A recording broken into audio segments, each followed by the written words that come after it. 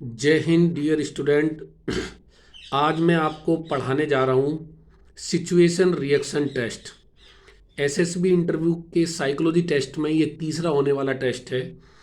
और आप इस क्लास को थोड़ा ध्यान से सुनिए और वीडियो को शेयर और सब्सक्राइब कर दीजिए मेरे चैनल को। और इस वीडियो को अगर आप साइकोलॉजी टेस्ट में अच्छा कर रहे हैं तो थोड़ा लास्ट तक दीजिए और बातों को समझिए।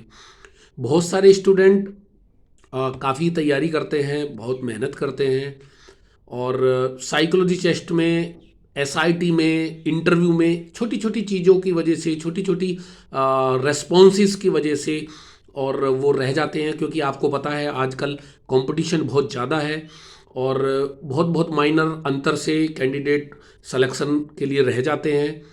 और तो आज मैं ये एसआईटी की वीडियोस आपको बना रहा हूँ और कुछ मोटी मोटी सिचुएशंस की मैं बात करूँगा। और मैं यहाँ इंग्लिश में बात नहीं कर रहा हूँ, सिचुएशंस इंग्लिश में आती है लेकिन ताकि आप अच्छे से समझ सकें इसलिए मैं थोड़ा हिंदी में ही आपको समझाने की कोशिश कर रहा हूँ। जो हिंदी मीडियम के स्टूडेंट हैं वो अच्छे से समझ सकते हैं और जो, क्योंकि हमारी लैंग्वेज हिंदी है तो वो समझ सकते हैं। बाकी जो नॉन हिंदी स्टूडेंट हैं उनके लिए मैं वीडियो फिर आगे बनाऊँगा। तो चलो शुरू करते हैं। पहली सिचुएशन, आप किसी नदी के किनारे जा रहे हैं और आपको तैरना नहीं आता है और आप देखते हैं कि एक बच्चा डूब रहा है। ये सिचुएशन एक सिचुएशन है, इंटरव्यू अफसर भी पूछ सकते हैं। तो मैक्सिमम स्टूडेंट का ये रेस्पॉन्सेज होता है कि हम कोई रस्सी तलाश करेंगे, हम आसपास कोई मदद के लिए देखेंगे। जो गर्ल्स कैंडिडेट वो बोलेंगे हम किसी को मदद के लिए बुलाएंगे। तो इस तरीके के रेस्पॉन्स रहते हैं। स्टूडेंट मैं बताना चाहता हूँ कि आप थोड़ा ध्यान से सिचुएशन को देखते नहीं हैं, समझते नहीं हैं कि वहाँ पे किस तरीके का पूछा जा रहा है। सिचुएशन में ये है कि बच्चा डूब रहा है, बच्चा डूब रहा है और आपने ये सोच लिया कि आप भी डूब जाएंगे। सिचुएशन में बहुत ज़्यादा डिटेल में नहीं होता है, आपके लिए सोचा जाता है कि आप क्या सोच रहे हैं। तो आपने अगर पॉजिटिव सोचा है कि बच्चा डूब रहा है, मैं नहीं डूबूंगा, तो you just enter into the water और jump into the water and save the guys. आप तुरंत पानी में कूदेंगे या पानी में घुस जाएंगे और उस बच्चे को बचा लेंगे। आपको ऐसा सोचना ही नहीं है कि पानी इतना ज़्यादा है कि आप भी डूब जाएंगे। तो इसीलिए बच्चा बोला गया है। तो आपने उस लेवल पे, उस पॉजिटिव लेवल पे सोचा ही नहीं। तो उस पॉजिटिव लेवल पे सोचना है कि बच्चा डूब रहा है, हम नहीं डूबेंगे। तो और आप स्टूडेंट बोलेंगे अगर मगर, अगर मगर कुछ नहीं होता है। It's all about your psychology. आप क्या सोच रहे हैं? आपने हर समय पॉजिटिव ही सोचना है कि पानी उतना गहरा नहीं है कि आप डूब जाएंगे, बच्चा डूब रहा है, आप एंटर करेंगे और बचा लेंगे। जस्ट यही आपको आप रेस्पॉन्स देना है। चलो अगली सिचुएशन, यहाँ से आगे बढ़ते हैं, इसी से रिलेटेड है। आप नदी के किनारे जा रहे हैं, पानी का बहाव बहुत तेज है, पानी बहुत गहरा है और कोई व्यक्ति डूब रहा है, आपको तैरना नहीं आता, आसपास मदद के लिए कोई है भी नहीं। अभी इस सिचुएशन में टोटली क्लियर है कि अब तो बच्चे वाली बात ही नहीं है, कन्फ्यूजन ही खत्म है। अब इस सिचुएशन में आप क्या करेंगे? तो ज़्यादातर कैंडिडेट का, जो मेरे स्टूडेंट्स हैं उनका यही रेस्पॉन्स रहता है। जो न्यू स्टूडेंट हैं, बहुत कम स्टूडेंट उसको समझ पाते हैं, लगभग यही देते हैं कि हम कोई रस्सी देखेंगे, हम हम मदद के लिए किसी को देखेंगे, हम पुलिस को कॉल करेंगे। इस तरीके के रेस्पॉन्स रहते हैं। तो माय डियर स्टूडेंट, मैं बताना चाहता हूँ आपको क्या रेस्पॉन्स देना चाहिए। सबसे पहले जहाँ पानी की बात आ गई है, जहाँ नदी की बात आ गई है, तालाब की बात आ गई है, तो साइकोलॉजिस्ट ये देखना चाहता है कि क्या आप पानी से डरते हैं। उसने पहले बोल दिया आपको तैरना नहीं आता तो और डरा दिया। तो ये कहीं ना कहीं आपको आपके डर को चेक किया जाता है। क्या आप पानी से डरते हैं? क्या आप गहराई से डरते हैं? क्या आप बहाव से डरते हैं? क्या आपके अंदर डेयरिंग नहीं है कि आपको तैरना नहीं आता उसके बाद भी आप पानी में एंटर कर जाएंगे? ठीक है, आप जंप मत करो, बेवकूफ़ी मत करो, बट क्या आप पानी में घुस के बंदे को हाथ तो दे सकते हैं? आप अपनी शर्ट और पैंट खोल के बांध करके पानी में घुस के उस बंदे को पकड़ा सकते हैं ताकि उसको पकड़ के खींच सकते हैं। इतना तो सोच ही सकते हैं आप। इतना नहीं सोच सकते कि बंदा बिल्कुल अंदर है। तो just enter into the water, give your hand. आप पानी के अंदर घुस जाएं, अपना हाथ दें, शर्ट दे दें, पैंट दे दें और उसको बचा लें। यानी कि आपको पानी के अंदर एंटर करना है। आप अगर पानी के अंदर एंटर नहीं करते हैं, आप दूसरों से मदद मांगते रहते हैं, इसका मतलब आप पानी से डरते हैं। तो आपको डरना नहीं है। कहीं ना कहीं यही साइकोलॉजी आपकी चेक की जा रही है। जीटीओ में भी मैं आपको बता दूं, वहाँ पे जब आपका इंडिविजुअल ऑब्स्टेकल होता है, वहाँ पे कुछ इस तरीके का टास्क है जहाँ पे आप हाइट पे होते हो, कहीं आप रस्सी पे होते हो, कहीं आप गड्ढा जंप कर रहे होते हो, कहीं आप ब्लाइंड जंप करते हो, कहीं आप स्विंग करते हो। तो सारे तरीके के आपके डर को चेक किया जाता है कि किसी एंगल पे आप डरते तो नहीं हो, क्योंकि you are going to become an officer. तो आप इन सब चीज़ों से आपका डर नहीं होना चाहिए।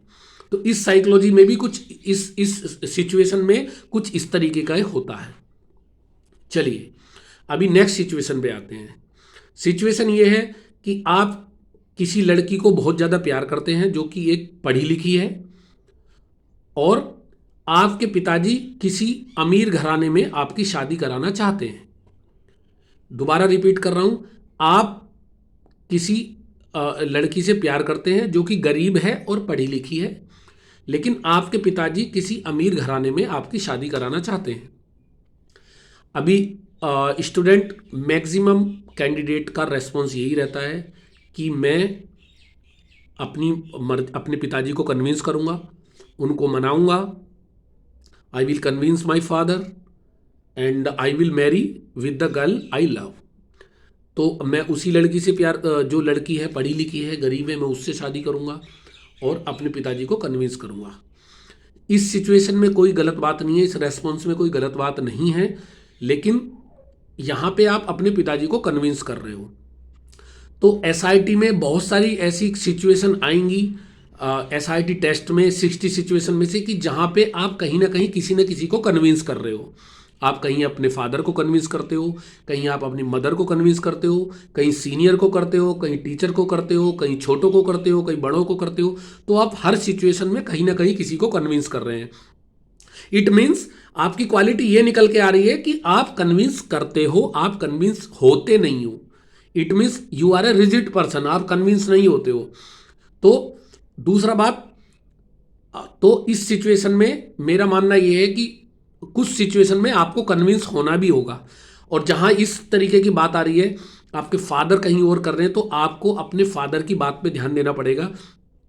क्योंकि अगर हम आर्मी की बात करें, तो आर्मी या फोर्सेस की बात करें तो वो ऑर्डर्स पे चलती है, सीनियर के ऑर्डर पे चलती है। Senior is always right.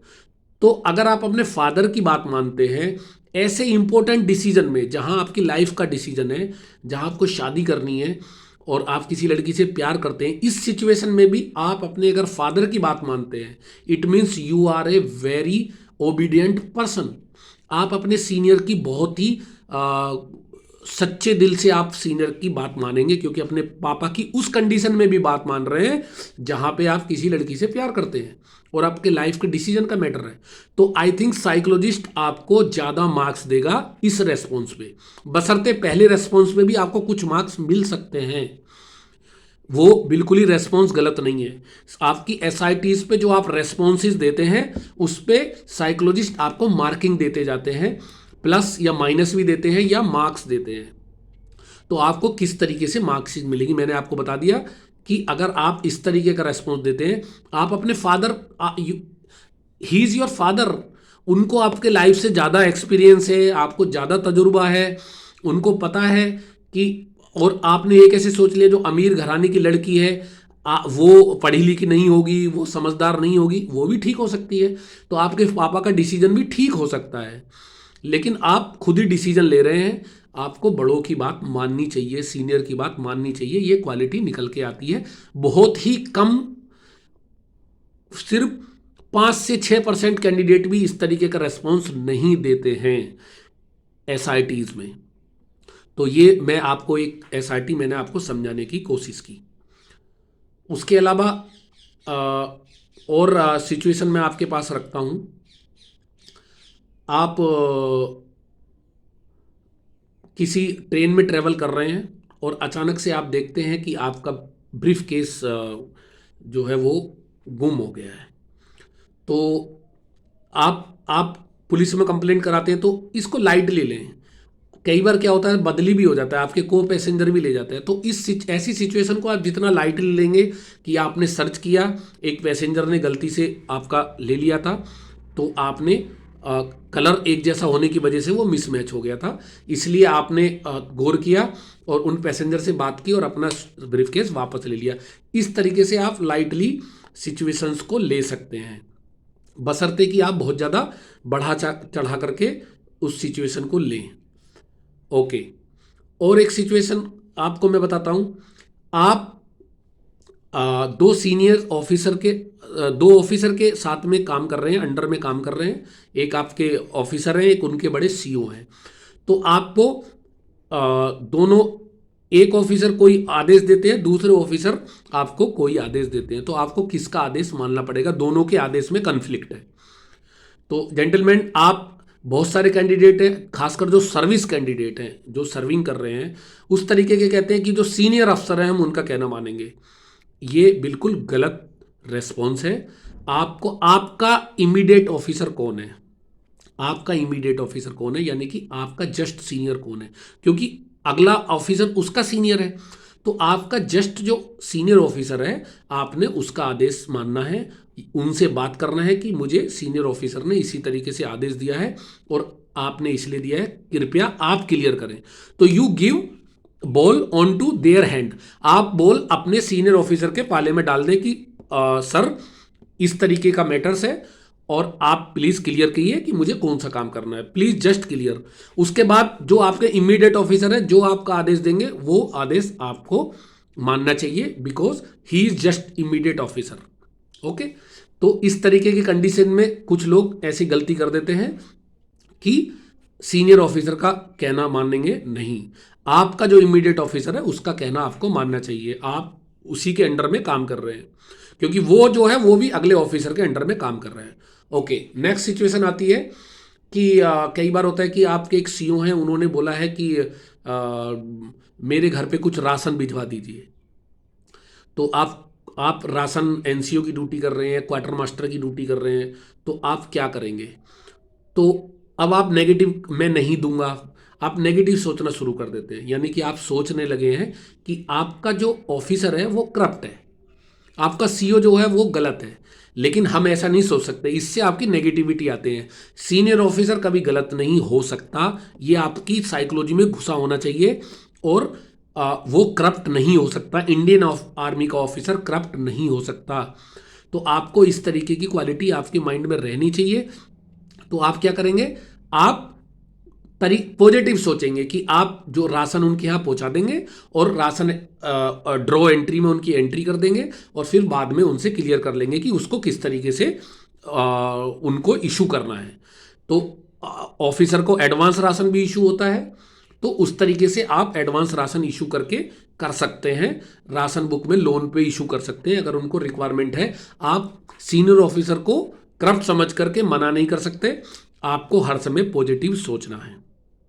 Okay, एक सिचुएशन और लेते हैं कि आप रोड पे जा रहे हैं और आप देखते हैं कि कोई व्यक्ति पड़ा हुआ है। 3-4 तरीके की ऐसी सिचुएशन आती है। एक सिचुएशन आएगी कि आप रोड पे जा रहे हैं, कोई व्यक्ति ड्रंक व्यक्ति नशे की हालत में पड़ा हुआ है। एक सिचुएशन आएगी कि आप रोड पे जा रहे हैं और एक व्यक्ति को किसी गाड़ी ने टक्कर मार दी है और वो खून से लथपथ पड़ा हुआ है। एक सिचुएशन आएगी कि आप रोड से जा रहे हैं, आप देखते हैं कि कोई व्यक्ति पड़ा हुआ है, उसमें क्लियर नहीं है कि कैसे पड़ा हुआ है। तो तीनों टाइप से सिचुएशन आ सकती है। आपका क्या काम है? तीनों सिचुएशन में आपको जाकर के व्यक्ति को देखना है। सबसे पहली बात, just respond to the situation. आपने जाकर के immediate go to the person. अगर कोई व्यक्ति खून से लथपथ है तो उसको आप इमीडिएटली अस्पताल में पहुंचाएंगे। अगर कोई व्यक्ति नशे में है तो उसके घर पहुंचाएंगे या घर वालों को कॉल करेंगे। कोई व्यक्ति अगर पड़ा हुआ है तो आप कम से कम जाके देखेंगे तो सही कि उसको हुआ क्या है, बट इग्नोर नहीं कर सकते। You can not ignore in any situation. In all 3 situations you just respond to the situation, go to the person. आपको पर्सन को देखना है कि मैटर क्या हुआ है, यानी कि आप एक जिम्मेदार नागरिक के नजरिए से आपको जाकर के उसकी मदद के लिए जाना है। हर सिचुएशन में। साइकोलॉजी में आपके डिफेक्ट नहीं हो सकता कि एक सिचुएशन में आप जा रहे हैं, उस बंदे को अस्पताल ले जा रहे हैं, और दूसरी सिचुएशन में आप इग्नोर कर रहे हैं।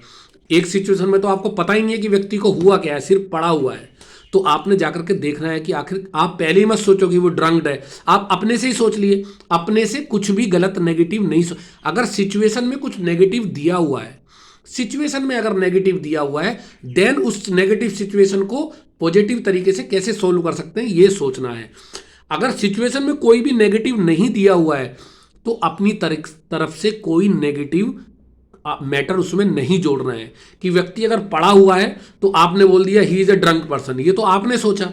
You can not think any negative thing.